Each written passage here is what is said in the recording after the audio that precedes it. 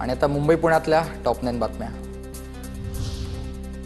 पुण्यातील सेवानिवृत्त पोलीस अधिकाऱ्याच्या मुलगी सध्या न्यायाच्या प्रतीक्षेत आहेत। साखरपुड्यानंतर आरोपीकडून तरुणीवर अत्याचार, 15 लाख रुपये घेऊन आरोपी पसार झालाय। तक्रार देऊन देखील आरोपी मोकाटच आहे।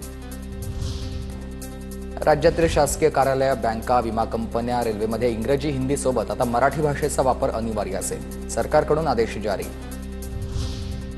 11वी प्रवेश प्रक्रियेचा पहिला दिवस ठरलाय त्रासदायक। तांत्रिक अडचणींचा सामना करत 2.5 लाख विद्यार्थ्यांची झाली आहे नोंदणी।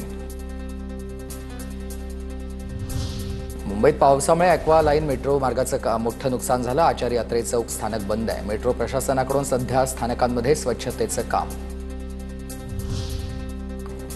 ईव्ही ट्रान्स प्रायव्हेट लिमिटेड कंपनीकडून विद्युत बसचा एसटी महामंडळाला पुरवठा होत नसल्यानं 5000 विद्युत बसचं स्वप्न भंगणार असल्याची शक्यता आहे। भाडेतत्वावरील गाड्यांचाच करार रद्द करण्याची परिवहन मंत्र्यांची पुन्हा सूचना। वांद्रे वर्सोवा सिलिंगचे 29% काम पूर्ण। वर्सोवा बाजूने समुद्रामधील मार्गावर स्पॅन उभारण्याचं काम आता सुरू झालंय। 2028 मध्ये मार्ग वाहतुकीसाठी खुला करण्याचं नियोजन आहे।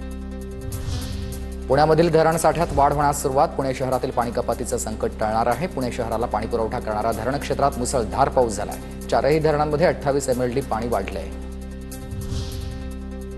पुण्यामध्ये धरणातून पाण्याचा विसर्ग करण्याच्या 2 तासांअगोदर नागरिकांना सूचना मिळणार। पालिकेच्या नियंत्रण कक्षानं नागरिकांना माहिती द्यावी। पुणे जिल्हाधिकाऱ्यांच्या या सूचना। आळंदीमध्ये आषाढी वारीच्या पार्श्वभूमीवर माऊलींच्या रथाची चाचणी। आळंदी शहरात मुसळधार पाऊस सुरू असताना माऊलींच्या रथाची चाचणी संपन्न। ग्रामस्थ आणि देवस्थानच्या कर्मचाऱ्यांनी हातानं रथ ओढलाय।